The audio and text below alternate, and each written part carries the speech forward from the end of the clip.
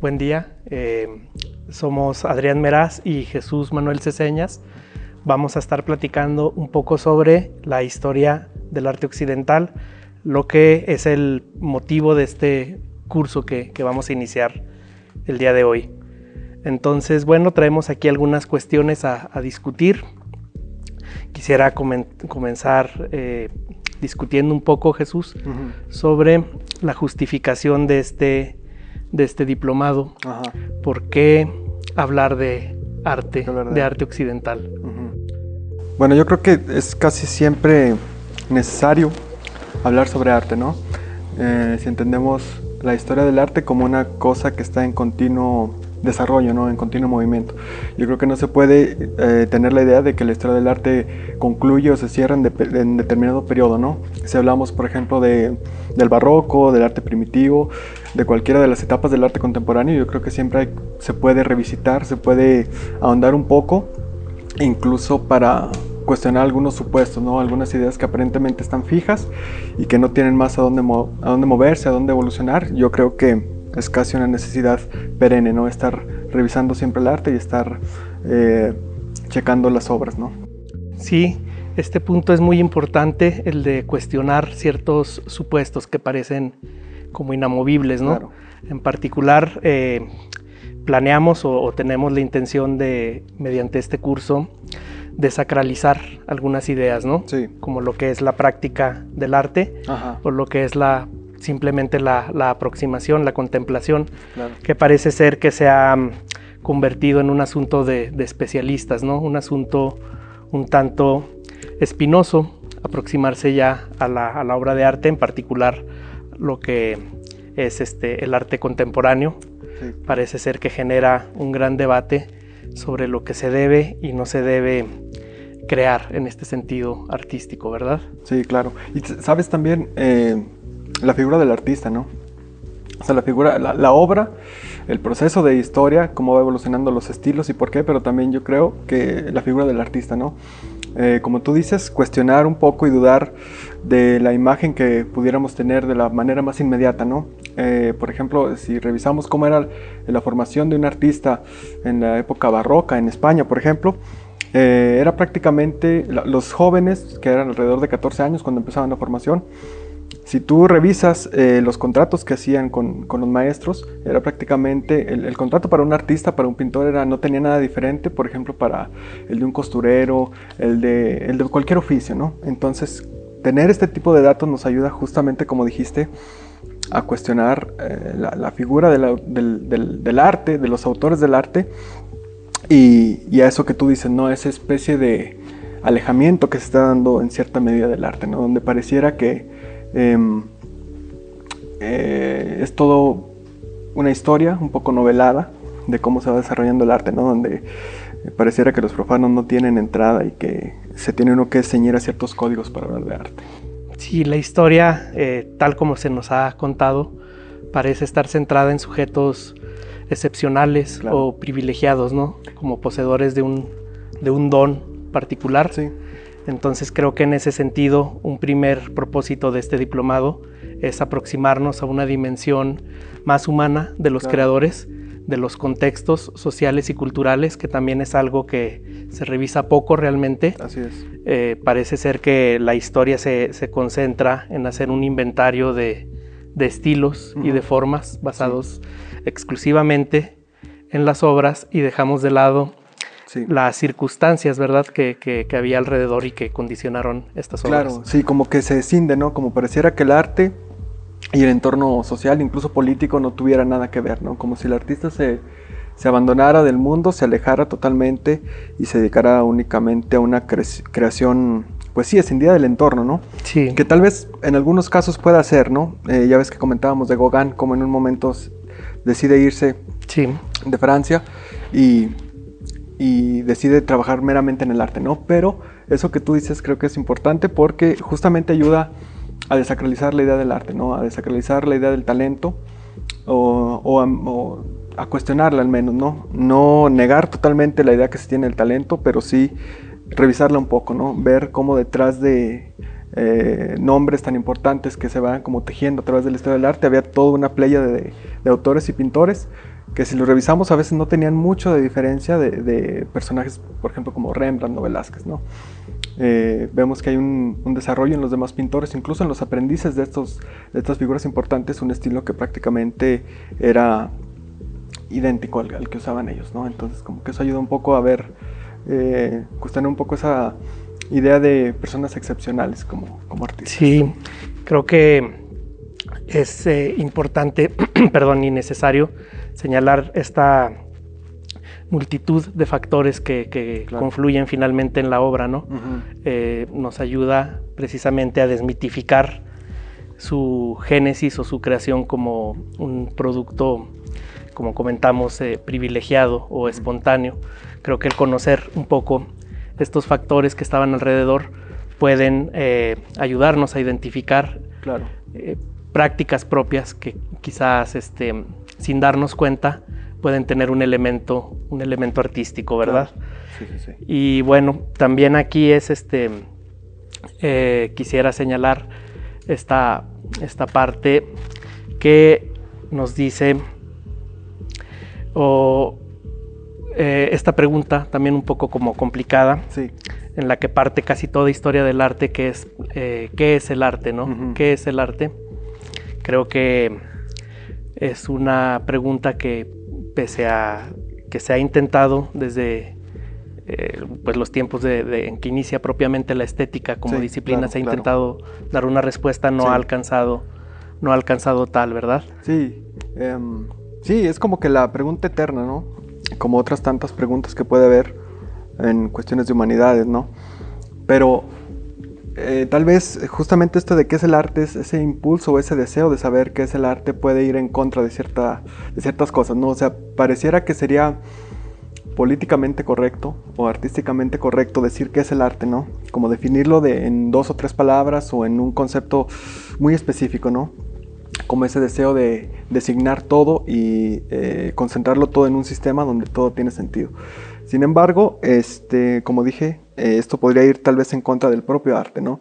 Si vemos el desarrollo que ha tenido la práctica artística, tanto en pintura como en escultura, en letras incluso, vemos que siempre hay una relación un tanto transgresora, ¿no? En donde, si bien se tiene conocimiento y respeto de ciertas tradiciones y de ciertas prácticas de los maestros del pasado, siempre hay como una cuestión de innovación, ¿no? Una innovación que no necesariamente rompe con lo anterior, sino que lo toma como ejemplo, toma algunos elementos, lo configura de una nueva forma y ofrece un producto que pudiera parecer distinto, pero que a veces en esa aparente distinción hay todo un bagaje que está presente en esa obra, ¿no?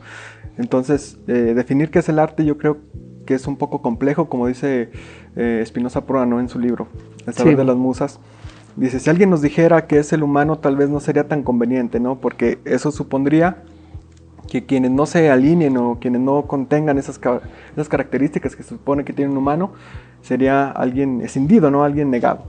Sí. Entonces, eso como que de definir el arte tal cual y decir que el arte recae en ciertos elementos indispensables, creo que es quizá ocioso, ¿no? Y quizá un poco incluso contraproducente para la misma historia del arte.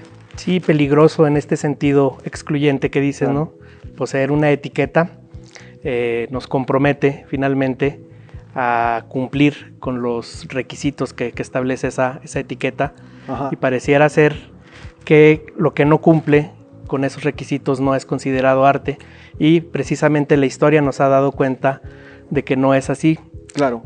Casos como los que comentábamos en alguna ocasión, casos Ujú. como se me viene a la mente Velázquez Claro, sí, sí, sí. o el Greco, que bueno, un caso más reciente muy, muy conocido, el caso de Van Gogh, Ujú. pintores que en su época no son apreciados, Sí. o no son reconocidos, y que incluso puede llevar a situaciones como en el caso de Van Gogh, bueno, sería reducir algo más complejo, Claro, claro. pero sin duda yo creo que tuvo que ver el que no se haya reconocido su arte en su decisión de atentar contra su vida.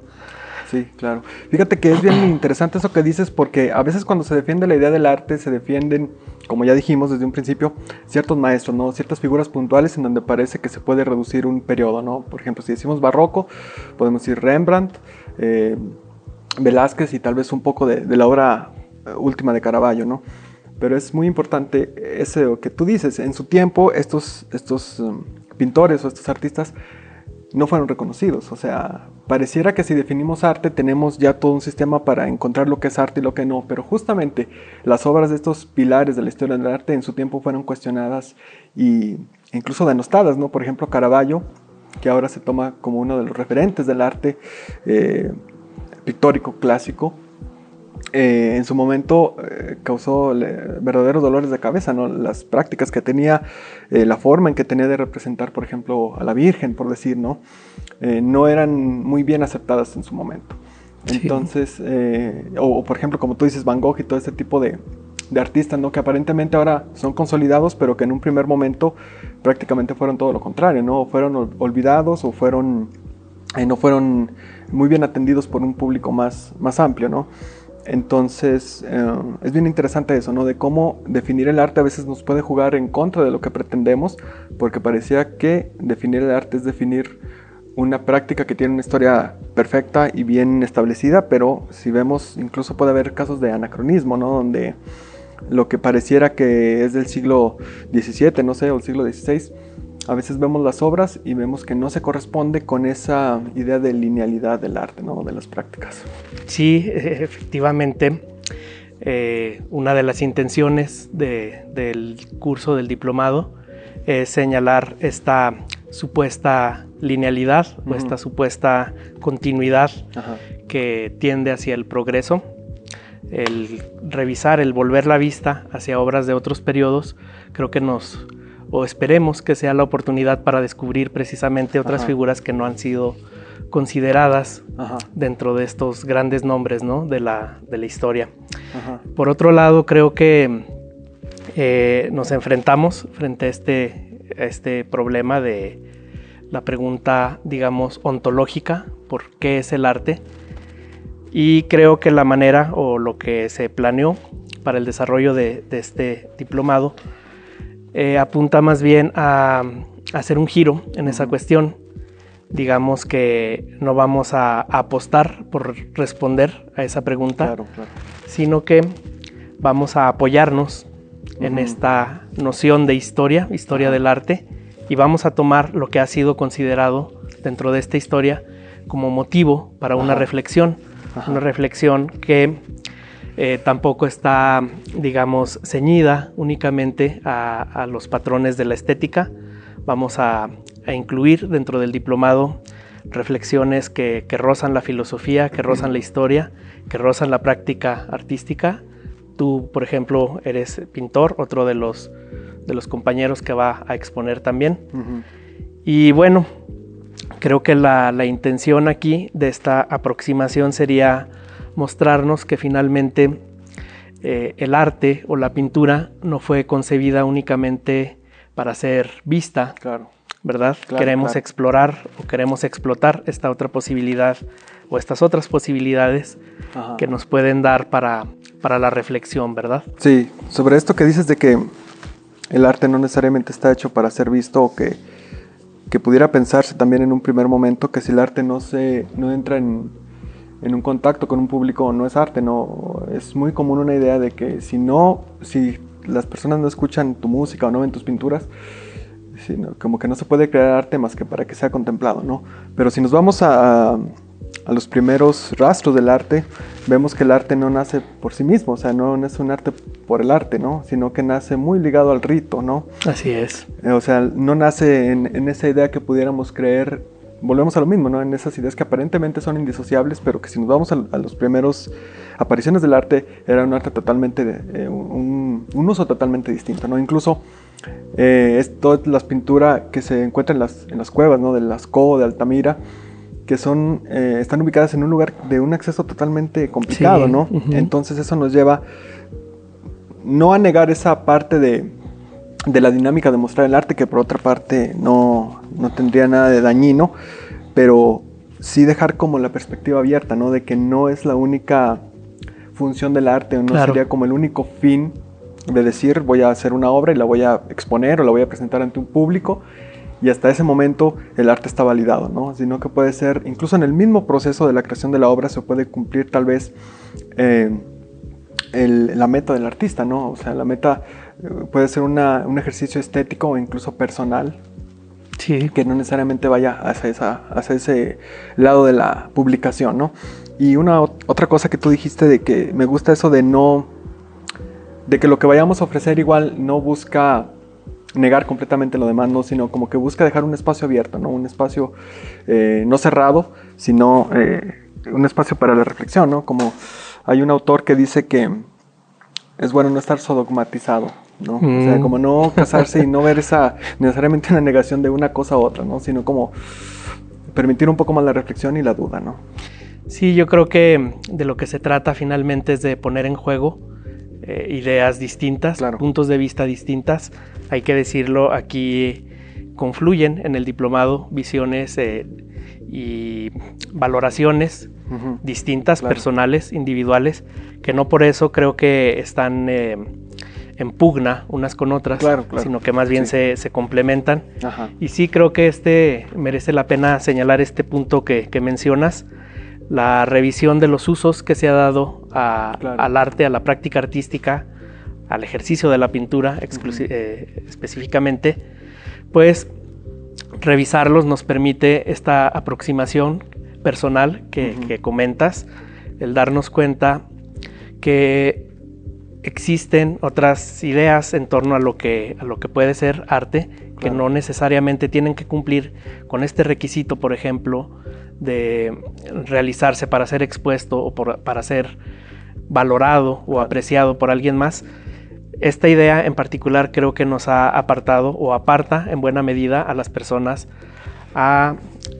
del acto creativo. Claro. Comentábamos en alguna ocasión el caso de Kafka, por ejemplo, en la literatura, ¿no? Claro. Sería bueno hacer un traslado de esta idea a la práctica plástica. Recordemos, Kafka mucha de su obra no la realizó con miras Claro. a ser publicada. Ajá.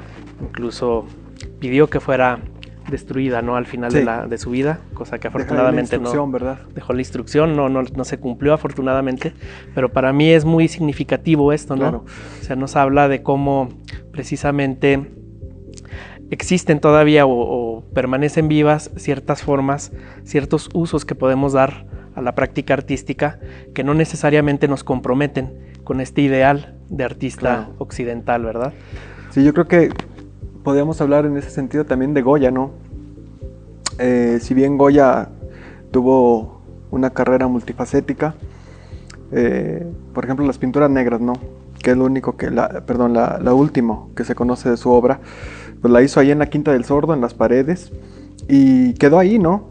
Hasta después que una persona compra el lugar y tiene ve la pintura y tiene la idea de removerlas, ¿no? Mediante todo un proceso especializado, las remueve y las coloca en un museo, ¿no? Pero Goya mismo no estaba tal vez interesado en eso, ¿no? Las hizo de una forma en donde no sería muy común que alguien fuera a su casa a ver las pinturas, ¿no? En ese momento. Sí. Y otras de las obras, por ejemplo, todas estas series de grabados, ¿no? Como Los Disparates, o Los Desastres de la Guerra, que en un momento no puede publicar, ¿no? Pero sin embargo son colecciones muy amplias, ¿no? Hechas por diversos grabados, varios grabados, y que al fin se ve impedido de publicar, ¿no? Pero yo creo que Goya era consciente del peligro que corría, ¿no? Entonces hace la obra y hace una crítica fuerte socialmente, a pesar de que no se llegan a publicar, y yo creo que él tenía eso en mente, de que era muy probable que tuviera peligros al momento de publicarlo. Entonces, como tú dices, ¿no? Haciendo revisión, haciendo un comentario sobre esta especie de casos que se dan, podemos nuevamente llegar a cuestionar los supuestos del arte, ¿no? Y otra cosa que creo que se liga, no sé tú cómo lo ves, es esto de lo que hablábamos del estatuto del arte, ¿no? De cómo algunas cosas que en un momento eran arte, cómo van cambiando a través del tiempo, ¿no? Entonces, hay cosas que no se hicieron con la mira de que fueran arte ni que fueran apreciadas como arte, sin embargo, al paso del tiempo, su estatuto va cambiando, ¿no? Y hablábamos, por ejemplo, de los grabados, ¿no? En un momento, un grabado que era meramente utilitario, pasa el tiempo y lo ves, y debido a sus valores estéticos, debido tal vez a un estilo, parece que deviene arte, ¿no? Deviene en un objeto estético, pero más allá de de lo mero útil, sino se contempla, ¿no? Parece que la contemplación de ese objeto tiene un plus que va más allá de ver que era un anuncio, no sé, de una zapatería en el siglo XIX, ¿no? Sí, parece ser que cuando cesa esta consideración utilitaria, prácticas o objetos se trasladan a otra categoría de apreciación, ¿no? Claro. Lo comentábamos, o históricamente tenemos muestras de esto. El caso, por ejemplo, mencionas el grabado. En literatura podríamos pensar en la novela, que originalmente era, digamos, una forma popular. Claro. La forma popular no estaba consagrada como de el hecho, gran arte. era criticada, ¿no? Como literatura barata, por decirlo así. Claro, sí. Vemos lo que ocurrió también con la fotografía. Claro. O con el cine, que de ser mero entretenimiento va poco a poco adquiriendo un estatus de independencia respecto a esta función. Claro. Y se consolida como una disciplina artística propia, ¿no? Sí. Lo que ocurre actualmente con la televisión incluso, ¿no? Vemos ya el fenómeno de las series está alcanzando niveles de desarrollo estético, de desarrollo artístico que antes, al cumplir esta función de mero entretenimiento, pues no contemplábamos como posibles, ¿verdad? Claro. Sí, esto que dices de las novelas es bien interesante porque justamente, ¿no? Ahora pareciera que quien escribe una novela es un logro tanto técnico, de una técnica de escritura, como de la consolidación de un mensaje o de algo que se quiere transmitir, ¿no? O sea, como que la novela pareciera ser una de las pruebas de fuego para que alguien pueda considerarse como un escritor serio, ¿no? Y esto que dices tú de la novela antigua es muy cierto. Todas esas novelas súper extensas que hay del siglo XIX, que ahora se consideran clásicos que se tienen que conocer, ¿no? Prácticamente. Sí. Y es algo ahí obligatorio, ¿no? Sí. Y es bien interesante eso porque volvemos a lo que decíamos hace un momento, ¿no? Tal vez si no reflexionamos mucho al respecto, podríamos pensar que cuando los escritores hacían estas novelas extensas estaban en la misma idea que tenemos ahorita de lo que es escribir una novela, ¿no? Pero no, incluso algunas eran publicadas semanalmente o periódicamente, ¿no? No venía esos libros gigantescos de la literatura rusa, sino que venían en entregas, ¿no? Semanales. Sí, y la intención del curso iría un poco por este lado, ¿no? Mostrarnos esta parte, esta complejidad que quizá en los catálogos o en las historias, digamos, los compendios más bien de historia del arte, como dice, se reduce todo esto a algunos grandes nombres, algunas formas características de cada periodo y se deja de lado todo este tipo de factores que finalmente también arrojan luz, una luz que a la par de que nos clarifica nos aproxima al acto creativo en sí, no solo al objeto. Y pues bueno, en ese sentido creo que es interesante, ¿no? Y bueno, comentábamos también sobre los riesgos que se asumen al tratar de plantear una historia del arte. Inevitablemente va a haber una postura crítica frente a esto, con cuestiones como esta exigencia ontológica, digamos, de responder ciertas preguntas como esta que planteamos inicialmente de qué es el arte, o otra cuestión como por qué hablar del arte, ¿verdad? Esto que estamos comentando, pues creo que ya más o menos da cierto sentido de lo que queremos hacer, ¿no? Claro. Pero bueno, señalemos quisiera que señaláramos algunos puntos también de los que se van a estar trabajando. En los módulos ya hablamos algo de esta idea de historia como una línea continua en la que se va, los periodos van, digamos, sucediendo uno al otro. Pero bueno, quisiera preguntarte qué opinas tú sobre esta idea. ¿Existe realmente un progreso en el arte? No, bueno, en un sentido, yo creo que esa es una pregunta bien interesante por esa cuestión del progreso, ¿no? ¿Cómo se entiende el progreso en historia del arte e incluso en historia general, vamos a decir, en historia sociopolítica o sociocultural? En el caso del arte, yo creo que hay que ser bien precavidos de cómo lo entendemos, ¿no? Si entendemos una idea de progreso por ejemplo, de que los pintores del siglo XVII eran mejores que los pintores del siglo XV, yo creo que ahí es complejo, ¿no? Decir, o basarse en qué para decir que eran mejores, ¿no? Tal vez un aspecto que podría saltar al primer momento era en la captación de la realidad, ¿no? ¿Qué tan hábiles eran para captar lo real, ¿no? ¿Qué tan hábiles eran para captar, por ejemplo, en el paisaje que es tan complejo por la cuestión del sol y la luz, qué tan hábiles eran para reproducir de manera coherente, de manera realista, valga la redundancia, ese aspecto del mundo natural, ¿no? Del mundo físico? Sin embargo, sería un tanto extraño verlo de esa forma, ¿no? Ver como si el arte no tuviera otras capacidades o otras posibilidades más que reflejar lo mero real, ¿no? Y en ese sentido no creo que se crea queriendo superar a priori las habilidades del maestro anterior o del periodo anterior, ¿no? Yo creo que la historia del arte es más que ligada al progreso, está yo creo ligada a la transgresión, ¿no? A ese juego eterno de negación y aceptación, porque como decíamos hace un momento, ¿no? Personas como Manet retoma a Velázquez, ¿no? Vuelve al pasado, retoma algunos de sus elementos, reconfigura algunas de las ideas de Velázquez, algunas de las formas de representación, pero lo retoma, ¿no? No lo niega. No lo niega en el sentido de que porque estábamos en el siglo XIX iba a negar lo del siglo XVII, ¿no? Yo creo que no es posible hablar de progreso en el arte, y en la historia en general tal vez tampoco, ¿no? Justamente por eso, o sea, no podemos creer que antes del Renacimiento la pintura, que era jerárquica, donde la figura principal aparecía más grande que los demás, que los otros personajes del cuadro, sea menor artísticamente que la pintura que se empezó a crear después del descubrimiento de la perspectiva, pero sobre todo de cómo representar la perspectiva, ¿no? Entonces, si partimos del Renacimiento, desde luego hay un cambio, pero creo que es importante ver lo que tú decías hace rato, ¿no? Entender el contexto en el que se da ese cambio. El Renacimiento, progresivamente el hombre va tomando el lugar central, ¿no? De toda la ideología. Entonces el mundo se vuelve o se trata de ver a través de la medida del hombre. El hombre es el nuevo lente donde se ve todo. Y que eso también se puede ligar a la idea de belleza, que creo que también está muy ligada a esa idea del progreso en el arte, ¿no? Pareciera que el arte es mejor cuando es más bello, en el sentido de más realista, ¿no?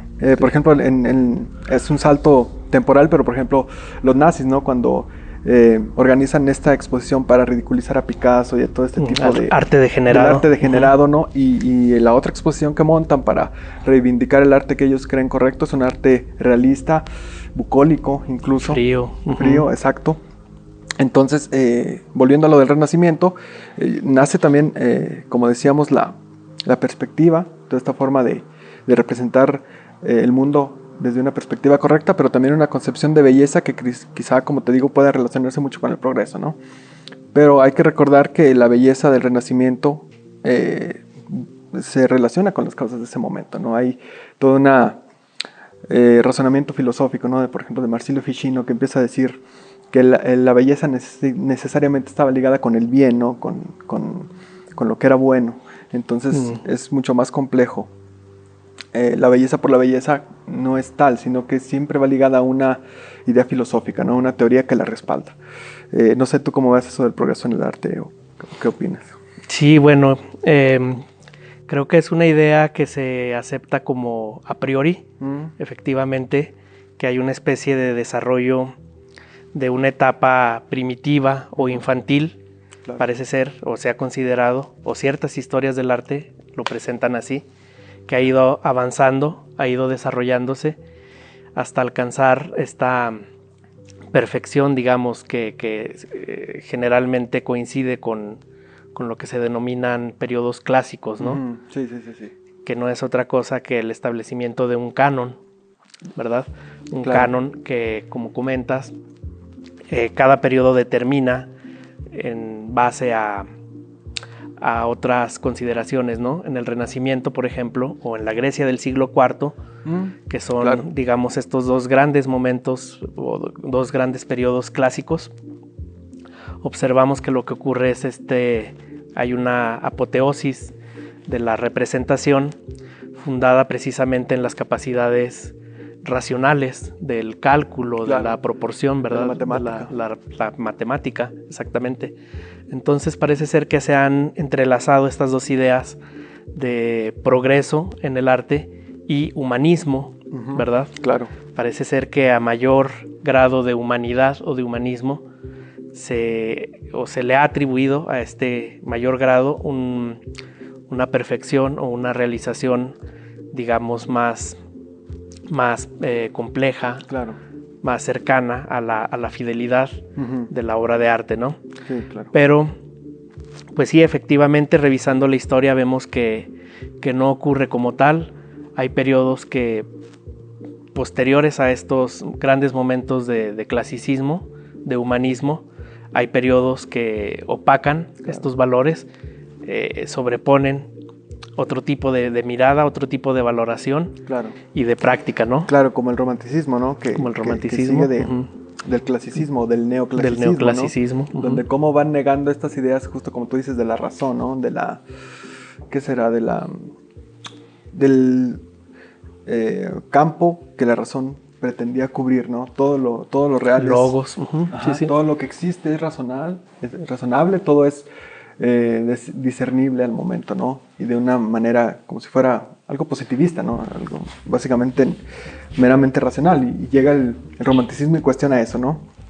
Tiene de toda esa tendencia, si vemos en las pinturas, por ejemplo, de Fusili y todo este tipo de figuraciones macabras, sí, pero más bien ideales, ¿no? Como del sueño de la razón, ¿no? Como Goya en este grabado, ¿no? Como la razón se duerme, pero se duerme no tanto para dejarla de lado, sino para buscar otra forma de configurar y de entender el mundo, ¿no? O sea, la razón se duerme, pero no porque haya una tontería, sino se duerme la razón porque hay una forma distinta de ver el mundo, ¿no? Y en el barroco surge también, ¿no? Ya ves, luego de todo este orden que pone el Renacimiento, ¿no? El barroco poco a poco va siendo más exuberante, ¿no?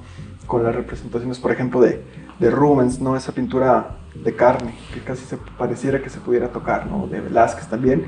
Y al mismo tiempo como el rococó va a ir cambiando esa idea de un barroco más sobrio, ¿no? El rococó va más así hacia lo menos importante, ¿no? No esa idea de monumentalidad tal vez de la religión, ¿no? O sea, ¿no? El barroco coincide con cuestiones como la Contrarreforma y la Reforma, ¿no? Entonces, como el barroco se vuelve más prosaico, más mundano, ¿no? Justamente evolucionando esa idea que se tiene en el barroco. Sí, y aquí es interesante precisamente ver eso, el sumergirnos un poquito en esta cuestión de los contextos, nos permite ver que en formas o en estilos que consideramos atrasados, consideramos torpes, ¿verdad? En relación con estas formas clásicas, existe algo más que una falta de destreza, claro, o una impericia. Realmente esta es, digamos, la mirada anacrónica desde el momento presente que dirigimos hacia atrás y desde el cual juzgamos, ¿no? Como imperfecto algunas de estas formas, y precisamente revisar lo que ocurría en el momento cultural y social en que fueron creadas, pues nos permite ver que no es así, nos permite hacer una lectura distinta, ¿no?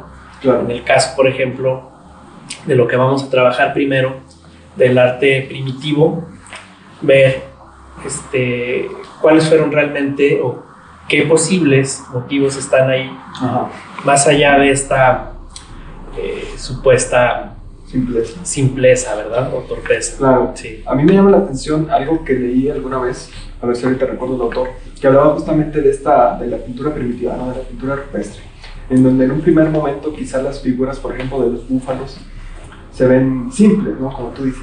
Sin embargo, hay personas que han hecho análisis de estas pinturas y dicen, recaen en esta esquematización, pero muy exacta, ¿no?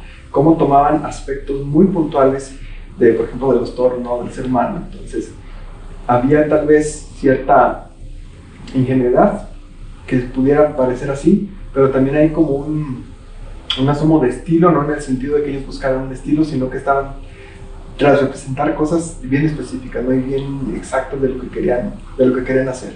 Entonces, eh, es eso, ¿no? Es la idea de que no necesariamente lo que pareciera simple es ingenuo o falto, ¿no? Como falto de... Exacto. Por ejemplo, todas estas pinturas del periodo románico, del periodo anterior al Renacimiento, ¿no? De todo el arte medieval, ¿no? Hay una concepción, como ya dijimos, del mundo, de la sociedad, que nos permite ver esas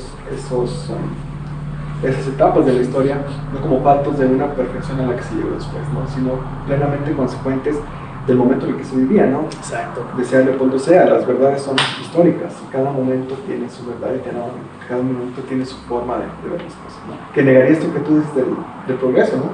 Sí. Pareciera como que vamos madurando y mejorando como especie, y yo creo que hay que dudar un poco de eso. Sí, y en este punto se me viene a la mente esta cuestión que se le hace principalmente pues al arte moderno y al arte contemporáneo, que parecen ser o se les achaca una intención primitivista, incivilizatoria, ¿no? Sí, como si fueran intentos de volver al hombre a un estadio peligroso, ¿no? Por primitivo, por claro. Bárbaro. Sí, fíjate, es bien interesante eso que dices, porque pues es una crítica más moral, ¿no? O sea, son opiniones como más que van hacia una aparente moralidad, ¿no? Hacia ver en los procedimientos artísticos como algo peligroso, ¿no? Para una idea de configuración. Tal vez que vamos a partir desde cuestiones que parecen innegables, ¿no? La idea de que la cultura es frágil, ¿no? Hay que tener cuidado con la cultura porque la cultura es frágil y se puede terminar y hay que tratarla con principio, ¿no? Yo creo que la cultura es prácticamente indestructible, ¿no? Y también esa actitud de primitivismo, ¿no? De volver a eso, cómo se tiene miedo o se teme de que esos tipos de acciones primitivistas o que pareciera que niegan lo que se venía haciendo antes, yo creo que son interesantes porque justamente dan cuenta de eso, ¿no? Dan cuenta de que ese aparente terror o ese aparente miedo a que el arte clásico, bello, se termine o se vea amenazado por las prácticas distintas, creo que es una idea un tanto alarmista, ¿no? Y me pareciera que si se toman otros derroteros, si se toma otra forma, otra concepción del arte, el arte retiniano, como dijo Duchamp, va a desaparecer o va a ser violentado de alguna forma, ¿no? Sí, es interesante porque vemos una tendencia creciente, tanto en críticos como en público, en lectores, hacia estas formas, ¿no? Claro. Aquí en México pues está el caso muy famoso de Avelina Lesper. En el escenario internacional de la crítica, este autor que me señalaste, que me recomendaste, sí. Roger Kimball, Ajá. que coinciden precisamente en esto, ¿no? En tomar como una función salvadora, ¿no? Salvacionista, Sí. De evitar que los jóvenes tengan el contacto con estas obras peligrosas, ¿no? Claro. Que pueden corromperlos, que pueden, no sé, apartarlos del verdadero arte, sí. ¿no? De este arte clásico, humanista. Ajá. Sí, es bien interesante eso. Y yo creo que en estos momentos el rol del crítico puede cambiar o ya cambió, ¿no? O sea, como que en tiempo anterior, en un momento el crítico fue importante y pareciera que después cayó en desuso y ahora parece ser importante o más bien presente, ¿no? A través de cuestiones como las redes sociales, ¿no? Personajes, por ejemplo, como Avelina Lesper, tienen mucho público ahí, ¿no? O se hacen, no necesariamente siquiera que tengan público, sino que se hacen virales, ¿no? Eso que conocemos como viral. Y personas que tal vez no están muy relacionadas con el arte, no conocen mucho de arte, el primer contacto que tienen con la idea de crítica es esta alarma, ¿no? Este amarillismo, ¿no? De las tendencias, donde pareciera que el arte está en peligro y que va a ser destruido por una horda de rebeldes peligrosos, ¿no? Entonces a mí se me hace bien particular eso, ¿no? Cómo a través de la viralización de este tipo de contenidos, de estos críticos del arte, youtubers, que se están tomando como que yo diría que van más hacia una cuestión de entretenimiento, que no tiene nada de malo, pero que se toman demasiado en serio, ¿no? Yo diría. Y cómo se reciben, cómo se viralizan, tal vez en un público que tenga un desconocimiento importante de qué es la crítica del arte, más allá de eso que ha visto cuando te metes al Facebook, ¿no? En un video donde sale burlándose de las personas, ¿no? Que eso de la idea de descalificar a través de la burla, pues es algo muy retórico, ¿no? Que le ha funcionado muy bien y que vuelve a hacer esa división aparentemente insalvable, ¿no? Esa división de que hay arte bueno y hay arte malo. Sí, es curioso y es hasta risible, ¿no? Esta postura de, no sé, como si fueran los sujetos más astutos que advierten algo que los demás no podemos ver, ¿no? Que incluso tienen la obligación moral, como señalas, la obligación moral de señalarnos eso que no estamos advirtiendo. Yo traía por aquí para comentar un fragmento que escribe el pintor catalán Antoni Tàpies. Es un texto, lo estuve buscando para compartirlo, no lo encontré, pero bueno, lo tenemos aquí en físico. Es un texto en donde habla sobre una de sus pinturas. Bueno, para quien no conozca la obra de Tàpies, es una obra un tanto cruda, podríamos decir, ¿no? Directa, sí, muy inmediata. Claro. No hay, digamos, una sofisticación en sí, la técnica, en el dibujo, en la materia incluso que usa. Entonces, bueno, aquí está hablando sobre una obra que es un cuadro que tiene una tabla de madera por en medio y tiene paja pegado, ¿no? Sí. Es una de sus obras más polémicas, precisamente por esto, por esta simpleza. Ajá. Y bueno, él la defiende de una forma muy interesante. Déjenme ubicar por aquí la cita. Okay.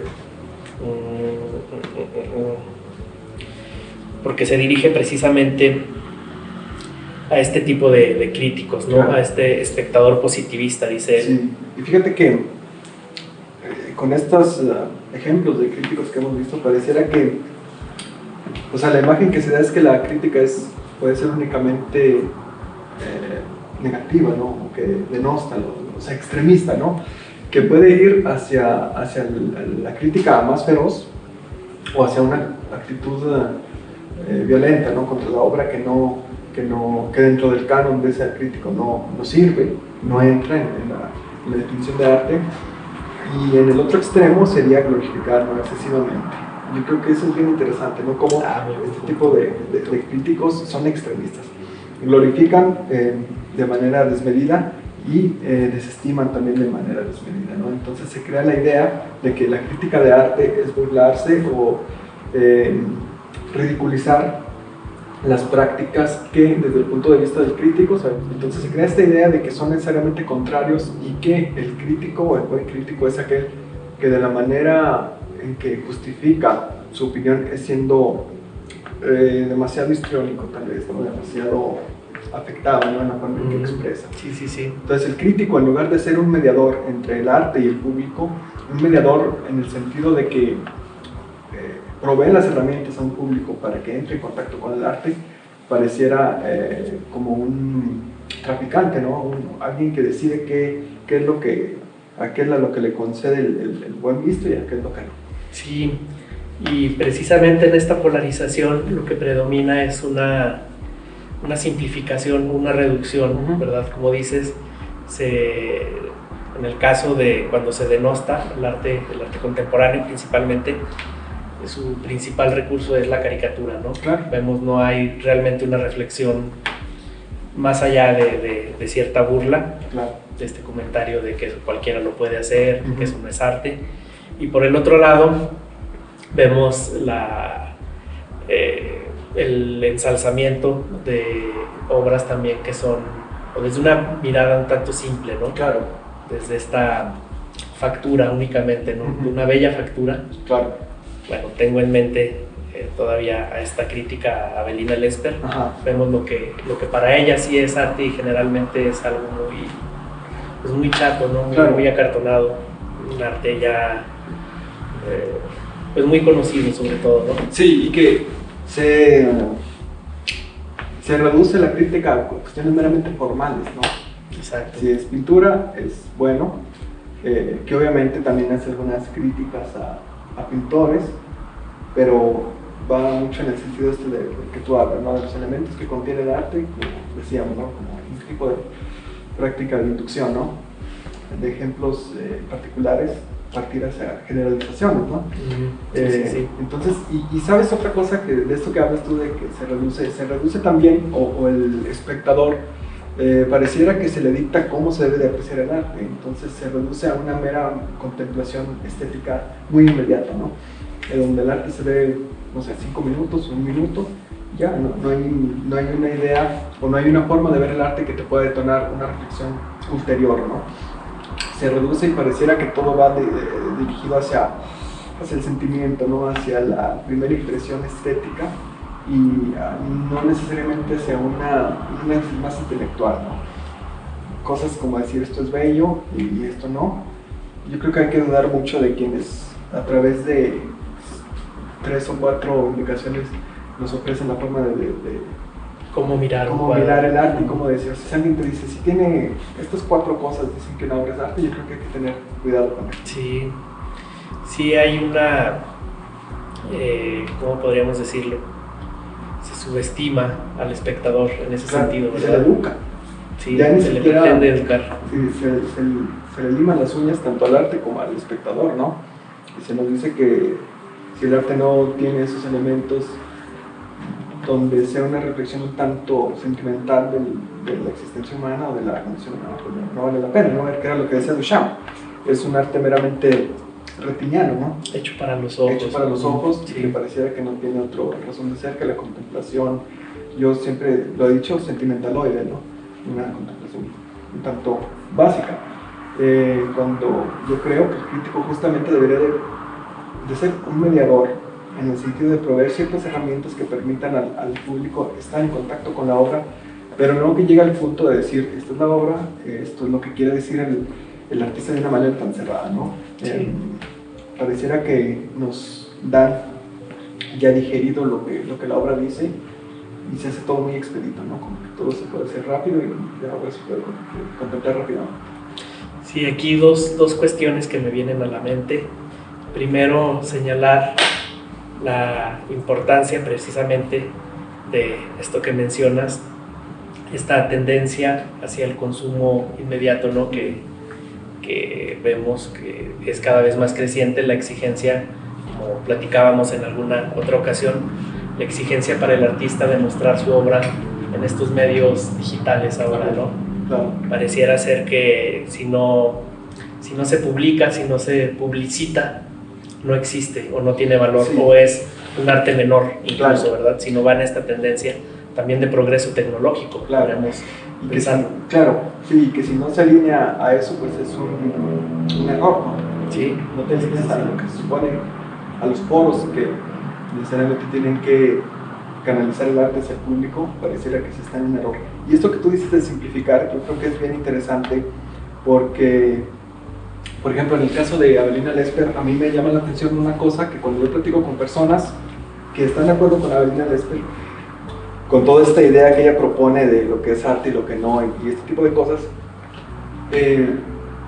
me ha llamado la atención que muchos de ellos, o algunos, ni siquiera saben que escribió un libro, porque se basan en los videos, o sea, se basan en esa cápsula de 5 minutos donde va con una chava y le dice que esto no es arte, porque yo soy Avelina Lesper y esto no es arte, y como que la figura de Avelina Lesper incluso puede estar, creo, reducida, incluso hasta esa figura de Avelina, porque yo, el libro, perdón, está en su página, gratuito, lo puede descargar quien quiera, y a mí me parece bien interesante cómo algunas personas, no todas obviamente, algunas personas, eso sí la mayoría, que defienden a Avelina Lesper ni siquiera han leído su libro, pero eso va en el sentido de esa inmediatez que se genera a través de las redes sociales, ¿no? En donde se cree que se mira un video por 5 minutos, por ejemplo en el caso de la misma Avelina, pareciera que ya se sabe lo que es Avelina, ¿no? O sea, ya vi que se burla de las personas, claro.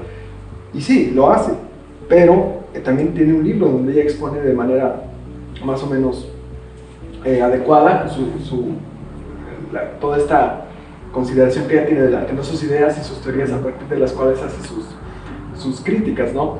Pero yo creo que es bien interesante eso. Es un libro demasiado breve, yo creo que tendrá 80 páginas.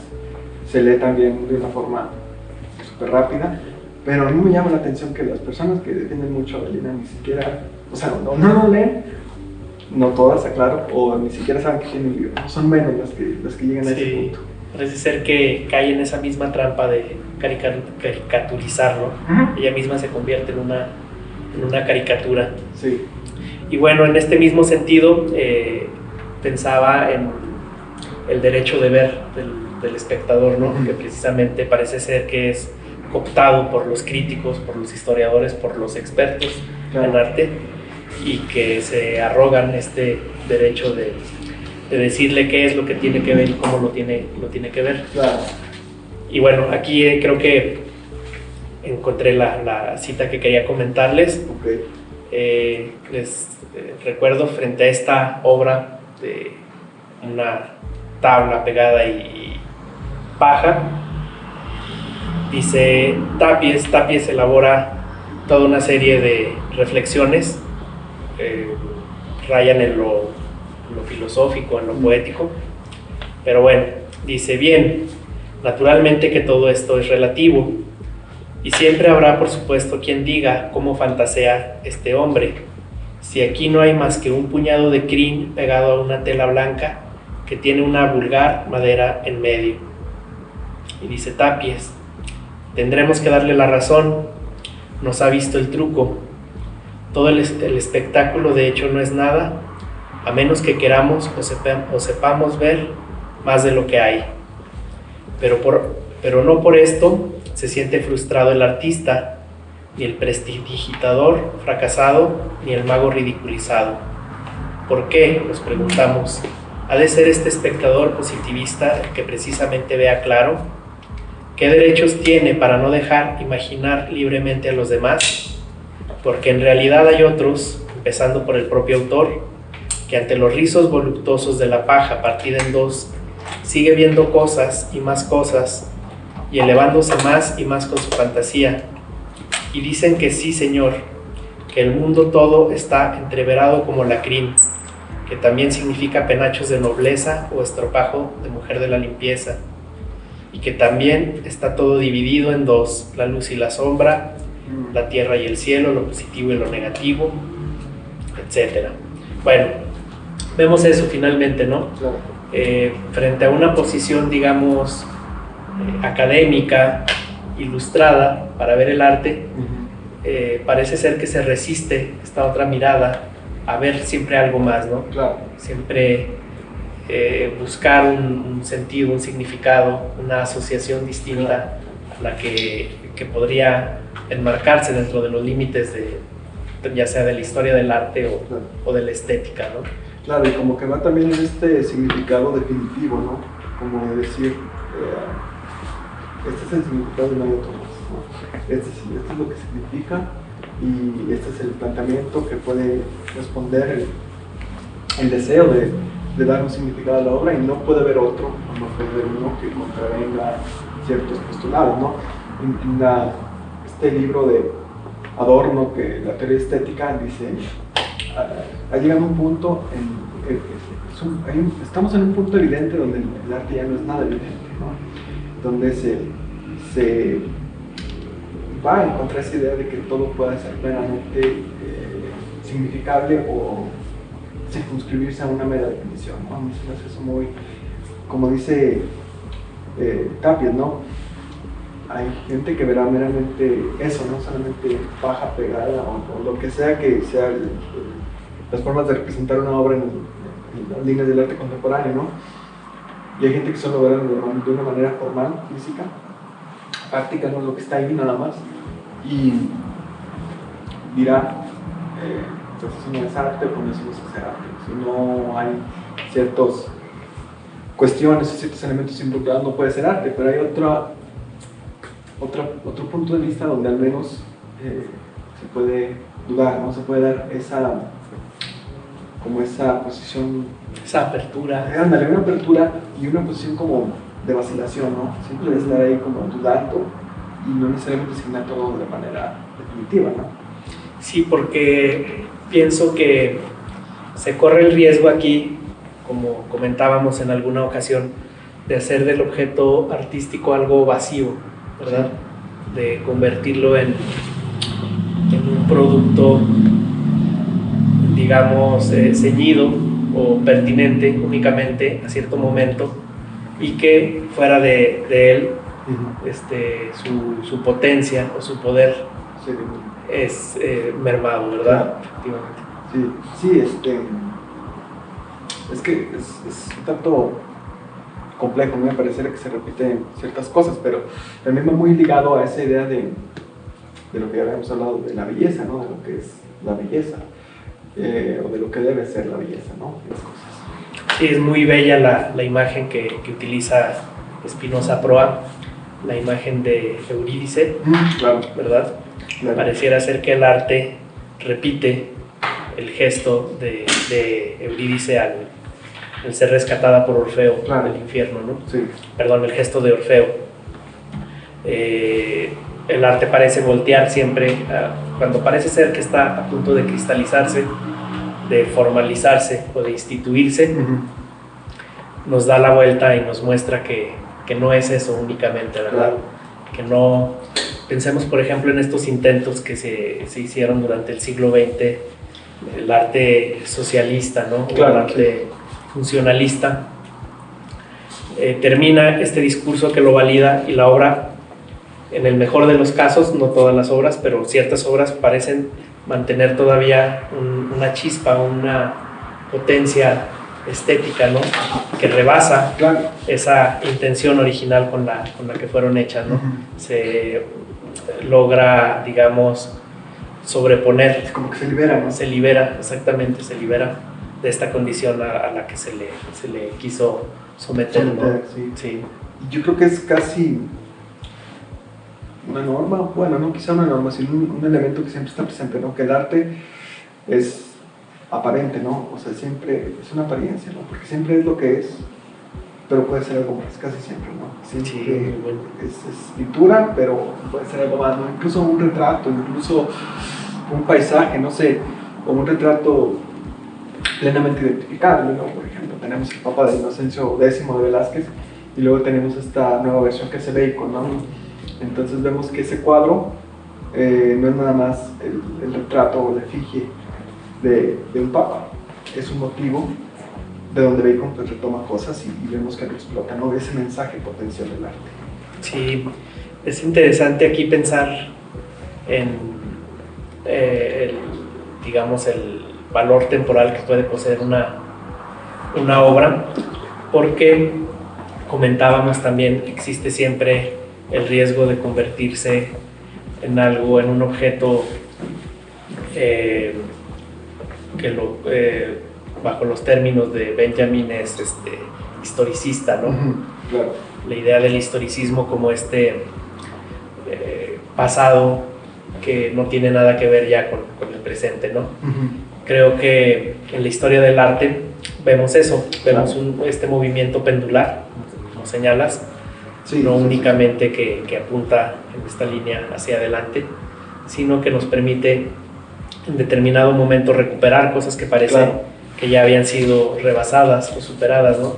Pienso en el caso que dices del romanticismo, o en una forma más explícita quizá en el arte moderno y en el arte contemporáneo, que deliberadamente retoman elementos, pues no sé, primitivos. Ahora sí que ya cualquier época histórica es un recurso a utilizar, ¿no? No se privilegia. No se privilegia el canon, por ejemplo. Tristemente, bueno, en ciertos escenarios artísticos vemos que sigue ocurriendo esto, ¿no? Parece ser que para mantener vigencia como pintor hay que alinearse a ciertas formas que están presentes durante ese momento histórico. Sí, eso es lo interesante del arte, ¿no? Que el arte, o la historia del arte, si bien revisa la obra, ¿no? Revisa a los artistas y a los procesos, también puede dar pie a reflexionar incluso de la propia historia, como tú dices, ¿no? En esa idea donde pareciera que hay como dos extremos, ¿no? Una donde todo pasado fue mejor y otra donde todo pasado fue peor, ¿no? En esta idea que tú mencionas de progreso, ¿no? Donde pudiera parecer que siempre se va mejorando, ¿no? Siempre se está escalando, una idea un tanto teleológica de la historia, ¿no? Incluso del arte, en donde incluso se llega a veces a considerar la idea de que va a llegar un punto en que la historia va a terminar, al igual que el arte, ¿no? Vamos a llegar a un punto utópico en donde todo ese proceso teleológico va a terminar.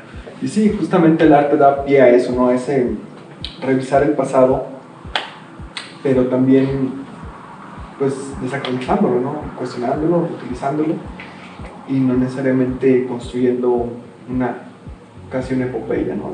del pasado. Sí, instituyéndolo, ¿verdad? Dejándolo ahí fijo para el interés únicamente de los historiadores. Esperemos que en ese sentido el diplomado logre aproximarnos a una forma distinta de concebir la pintura. Sí, yo creo que es importante, te digo, la misma historia, no podemos un tanto reflexionar al respecto de cómo la consideramos, si realmente a través de la historia podemos ir y ver el pasado tal cual fue, o un pasado que quizá nosotros mismos construimos a través de ese ejercicio histórico, ¿no? De volver al pasado, pero que hay que estar siempre alertas de ver cuál es el bagaje que traemos nosotros, ¿no? De estar conscientes, ¿no? Quizá ese bagaje no nos podamos deslindar de él, pero al menos sí ser conscientes, ¿no? Muchas veces se va la historia a juzgar, ¿no? O sea, se ve el pasado y se juzga, ¿no? Eventos, tanto en el arte como fuera del arte. Es una tendencia muy usual, ¿no? Juzgar lo que se hacía antes, ¿no? Verlo como justamente en esta misma idea de desarrollo, ¿no? de progreso. Y había un historiador que justo falleció ahora en 2012, se llamaba Eric Hobsbawm, un escritor de nacionalidad inglés, y él decía, es muy simple juzgar, lo más complejo es comprender, ¿no? Como ir a esa historia, no a comprender en el sentido de designar todo y ordenar la historia como un progreso, sino a comprender en el sentido de inmiscuirse en la historia, verlas de una forma más orgánica, no más viva. Sí, creo que esto apunta a otro de los propósitos que nos planteamos al momento de diseñar el diplomado, que es la aproximación de esto que llamamos arte, la experiencia estética, la obra de arte, con la vida cotidiana, con la propia vida, ¿no? Veíamos cómo la tendencia a crear esta historia con mayúscula, esta historia del arte con mayúscula, historia con mayúscula y arte con mayúscula, pues finalmente tiene como consecuencia hacer creer que existen como en un plano muy lejano, ¿no? de lo cotidiano, de la práctica de cada persona. Claro. Sí. Y bueno, como señalábamos al inicio, el observar, el aproximarnos desde los contextos sociales y culturales en que fueron creadas estas obras, pues quizá pueda darnos pie a, desde nuestra propia experiencia, desde nuestra propia cotidianeidad, aproximarnos y arriesgarnos en este campo tan complejo, ¿no? Claro, sí.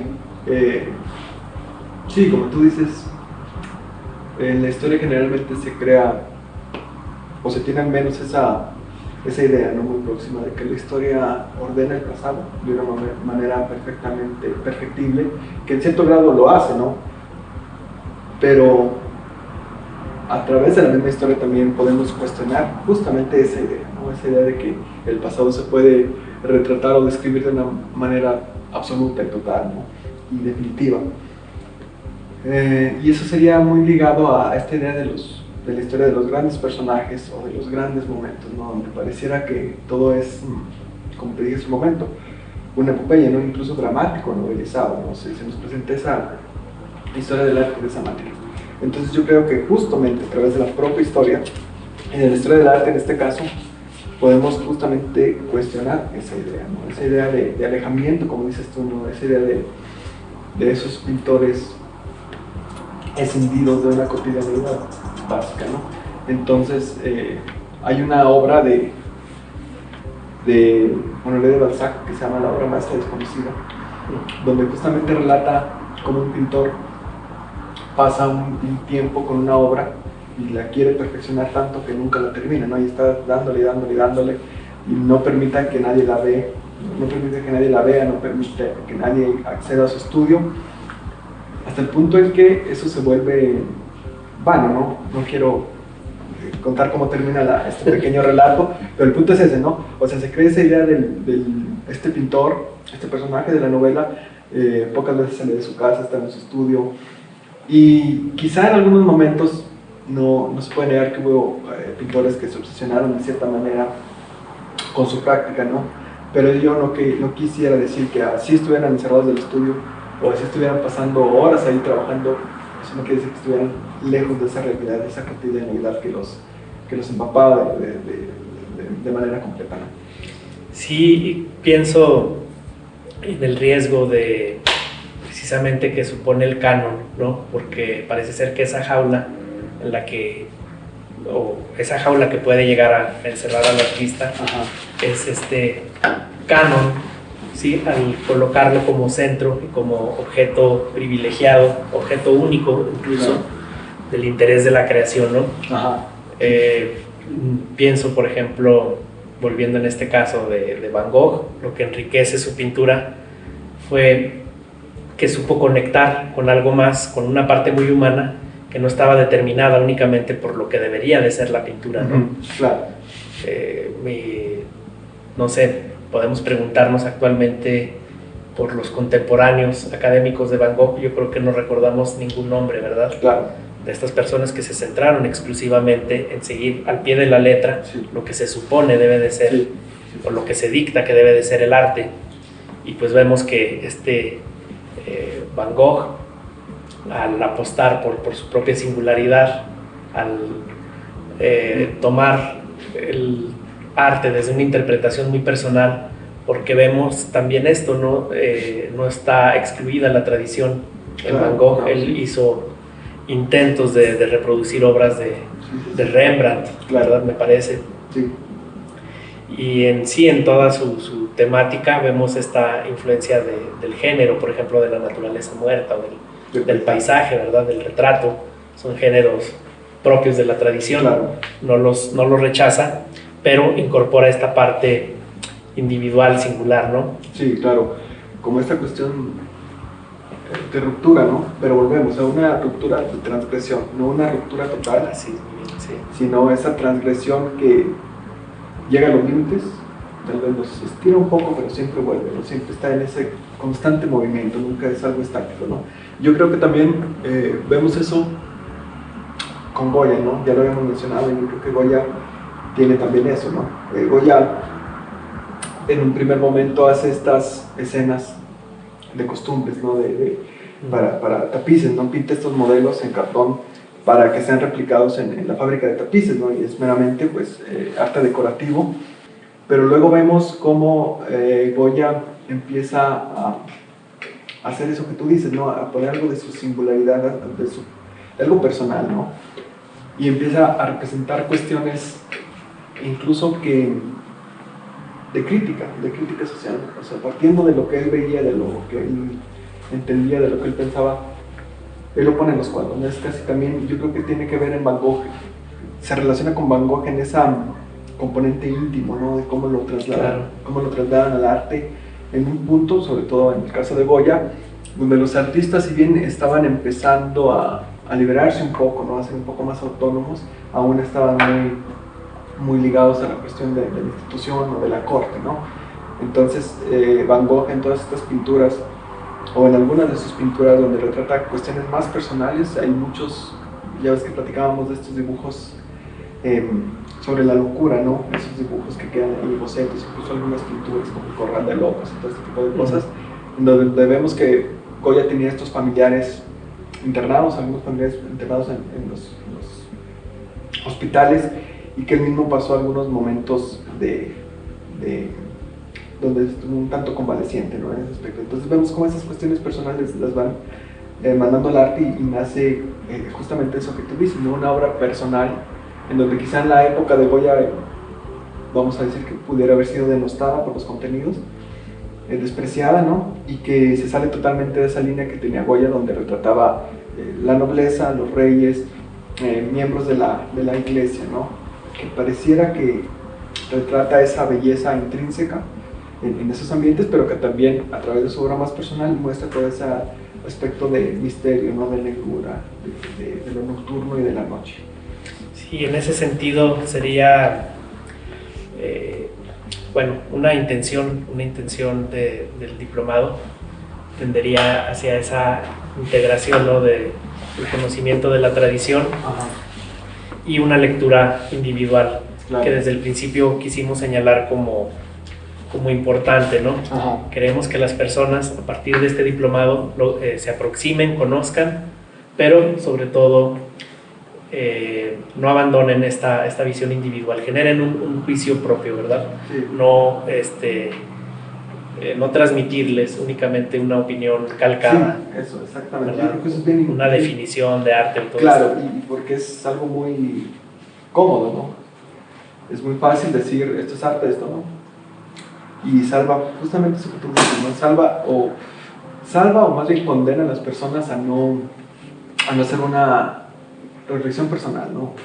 En un texto que se llama Introducción a la Estética de un autor que se apellida Carri, dice, hay que tratar de ver lo que dicen las obras, no lo que dice la historia del arte. Me gusta esa idea. Padre, excelente. Porque justamente no parte de una negación total de la historia del arte, o sea, no parte de decir la historia del arte se ha centrado en ciertas figuras y por eso está sesgada. No, se trata de ver en la historia del arte una herramienta para un conocimiento personal, ¿no? Para una reflexión personal que no tenga miedo de cuestionar aparentemente figuras u obras que parece que son incuestionables, ¿no? Que no tenga miedo de reflexionar si Da Vinci era realmente un pintor o era más un inventor que un pintor, si su fase de pintor no fue más una cuestión de investigación. O sea, el punto es dudar, ¿no? O cuestionarse, ¿no? Caravaggio, ¿no? Por ejemplo, también, que ahora es uno de los grandes personajes de la historia occidental, pero realmente ver cómo fue Caravaggio, o cuáles eran las intenciones de Caravaggio, como dejarle o darle chance al arte de que saque las garras, ¿no? De que no sea un arte limado, que no sea un arte contenido, incluso en los mismos artistas, ¿no? Si se revisa la vida de Caravaggio, tal vez no sea lo que la gente espera, ¿no? No es un pintor con una disciplina cuasi monástica que estuviera ahí en su estudio, alejado de todo. Apacible, claro, sentadito pintando. Creando belleza en un éxtasis. Quizás lo hacía, pero la personalidad de Caravaggio, nos da cuenta de que el arte no está, como tú dijiste, circunscrito a personalidades, ¿cómo diríamos? Geniales o excepcionales, claro, ¿no? Sabemos cómo Caravaggio tuvo ahí una situación un tanto compleja en su vida personal, ¿no? Una persona un tanto difícil, tuvo una vida que a lo mejor no casaría o no checaría con esa idea del artista como alguien moralmente superior, ¿no? Entonces yo creo que eso es lo importante, no dar definiciones cerradas, sino que siempre alentar esa duda y esa reflexión de lo que se estudia, ¿no? Sí, porque, bueno, se me viene a la mente este cuento que me recomendaste también, claro. Cuento de Camus, sobre cómo nos muestra el desarrollo de la apreciación de un artista, cómo va de lo social a lo meramente personal, ¿verdad? Claro. Entonces, en el caso de la historia, creo que debemos atravesar un sendero más o menos similar. No vamos desde lo que se nos presenta de manera muy general hasta lo que consideramos o lo que logramos elaborar como propio, ¿no? Claro. Esta apropiación que hacemos de la historia, que en el mejor de los casos, como señalamos, pues puede remover estos elementos que el historicismo ha fijado como parte del pasado. Claro. Y en ese sentido, pues quizá aproximarnos a una incorporación de nuestra experiencia cotidiana, o la incorporación, del arte a esta nuestra experiencia cotidiana, ¿no? Claro, en ese cuento que mencionas, de Camus, Jonás o el artista del trabajo, se ve justamente, a mí me gusta ese cuento porque, bueno, desde la perspectiva de alguien que pinta, es muy beneficioso, no te hace reflexionar, pero también desde la perspectiva de alguien que le atrae el arte, vemos esa ese juego constante de la sociedad y el artista, ¿no? Que parecieran, y quizá en algunas ocasiones son polos totalmente opuestos, ¿no? En el cuento vemos cómo Jonás llega a un punto en el que está tan imbuido en una popularidad, en una relación tan cercana con la sociedad, o con esa sociedad selecta, donde a su casa llegan personas destacables, personas que no son gente común, sino que es gente aparentemente importante en su entorno social, cómo Jonás se va perdiendo en eso, ¿no? Y cómo deja de pintar o cómo empieza a pintar casi de una forma automática, donde él ya no se reconoce en sus pinturas, ¿no? Y cómo esa cotidianidad, esa vida personal a la que tú haces referencia, Jonás la encuentra, en el caso de ese cuento, la encuentra en el aislamiento, ¿no? En sentirse de esa comunidad que se había formado en su casa, donde siempre estaba lleno de personas de diferente índole, pero que para poder encontrar algo personal, algo propio, se tuvo que eximir, ¿no? Se tuvo que recluir ahí en un ático de su casa y empezar a hacer un trabajo totalmente distinto, porque pareciera que Jonás olvida su particularidad, ¿no? Su unicidad, su individualidad, y por alinearse a todas esas otras líneas aparentemente correctas, deja de escucharse a sí mismo y deja de crear para sí mismo. Usar el conocimiento de manera práctica, ¿no? O sea, no usar el conocimiento para decir, yo sé quién pintó la Mona Lisa, yo sé quién pintó la Capilla Sixtina, sé en qué año la hicieron, sé cuánto se tardaron, sé cuándo la empezaron, sé quién es Van Gogh, sé quién es Rembrandt, sé quién es distintos artistas, ¿no? Porque eso puede rozar en la mera cultura general, ¿no? Sabes algo, pero no lo has apropiado, no lo has experimentado, ¿no? Hay una situación que pasa mucho en los diplomados, y que yo lo he vivido también, que cuando se empieza un diplomado, las personas que asisten a veces no quieren opinar, ¿no? O sea, como que se abre esa mesa de diálogo y tienen esa idea de que no pueden opinar porque no saben, ¿no? Porque, o sea, hay como cierta reticencia a participar. Y ojalá que en este proyecto logremos, a través de las sesiones, terminar con eso, ¿no? Brindarles sí conocimientos que son necesarios para hablar de arte, que tampoco no podemos decir que del arte se puede hablar tan fácilmente, también hay que conocer algunas cosas, ¿no?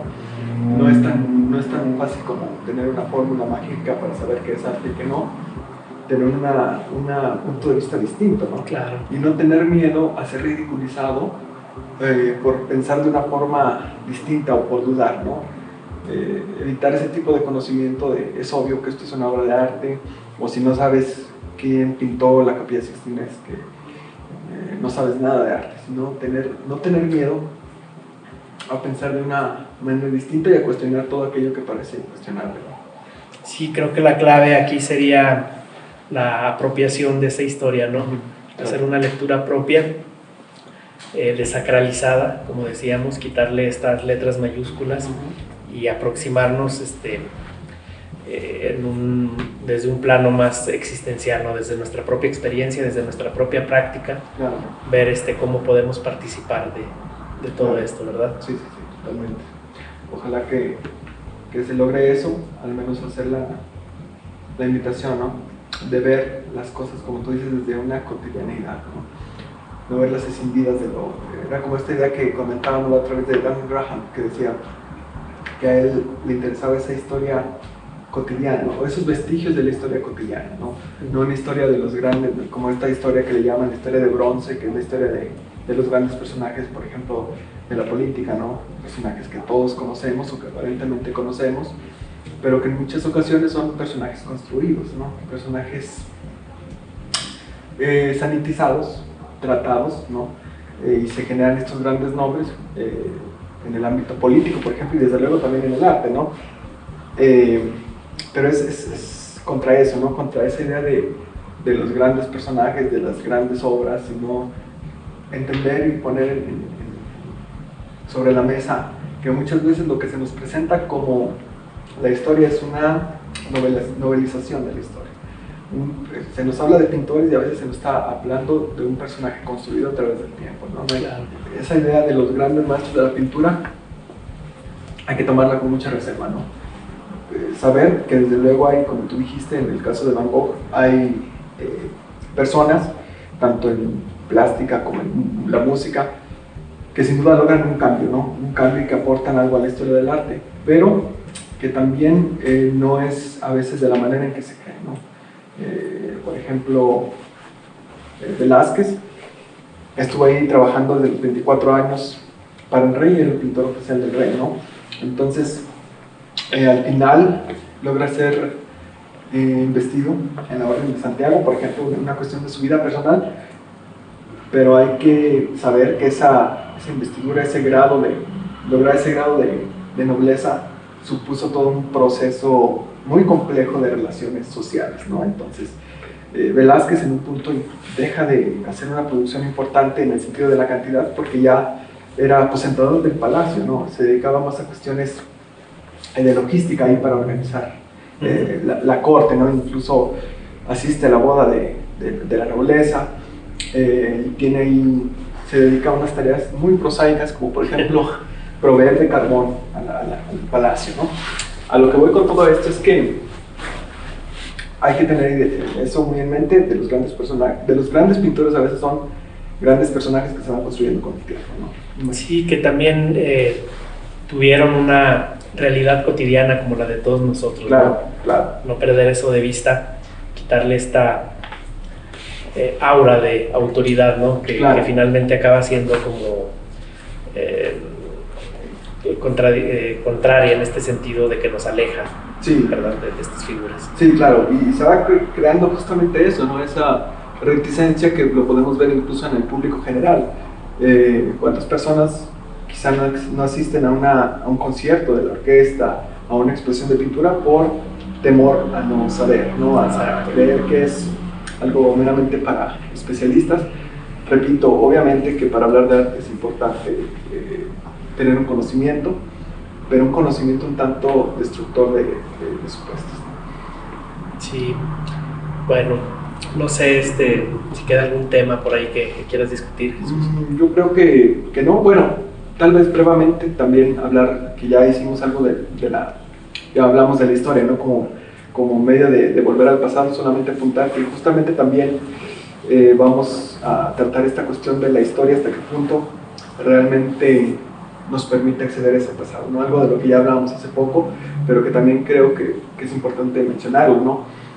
Cómo vamos a ver si la historia realmente,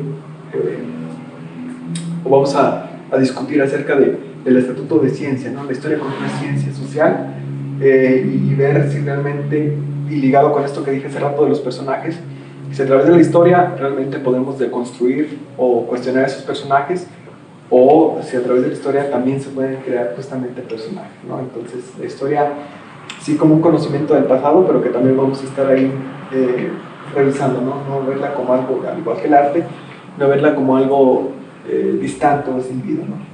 Sí, devolverle de alguna forma esta dimensión singular o claro, individual, ¿verdad? Claro, claro. Bueno, por nuestra parte sería creo que todo en esta ocasión. Agradecemos su atención y pues los esperamos en la próxima sesión. Hasta luego. Gracias. Gracias.